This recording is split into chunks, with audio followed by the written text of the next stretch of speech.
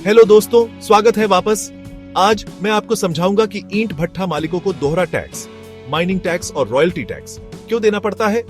सबसे पहले इन दोनों टैक्स के बीच का अंतर समझ लेते हैं। माइनिंग टैक्स एक सरकारी टैक्स है जो आपको मिट्टी या रेत जैसे संसाधनों को खनन करने की अनुमति पाने के लिए देना होता है।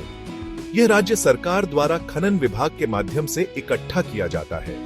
बिना माइनिंग लाइसेंस के मिट्टी या रेत निकालना गैर कानूनी खनन माना जाता है।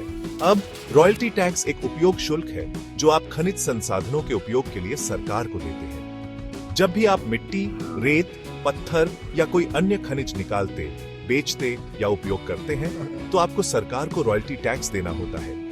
यह मूल रूप से प्राकृतिक संसाधनों के उपयोग के लिए एक शुल्क है। तो ईंट भट्ठा मालिकों को दोनों टैक्स क्यों देने पड़ते हैं?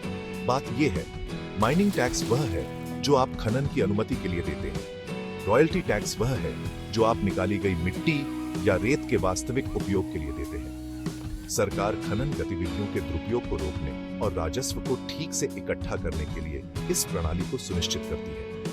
अब जीएसटी के बारे में बात करते हैं। जी हाँ, रॉयल्टी टैक्स पर रिवर्स चार्ज मैकेनिज्म आरसीएम के तहत 88% जीएसटी लगता है। हालांकि माइनिंग टैक्स पर जीएसटी नहीं लगता क्योंकि यह एक वैधानिक लेवी है। निष्कर्षतः माइनिंग टैक्स निकालने की अनुमति के लिए है और रॉयल्टी टैक्स सामग्रियों के वास्तविक उपयोग के लिए है। ये टैक्स प्राकृतिक संसाधन उपयोग को नियंत्रित करने और सरकारी राजस्व सुनिश्चित करने के लिए अनिवार्य है। जीएसटी या टैक्स फाइलिंग में मदद चाहिए? टैक्स बीकम एक अकाउंटिंग सॉल्यूशन से 9 पर संपर्क करें या taxbecome1058@gmail.com पर ईमेल करें।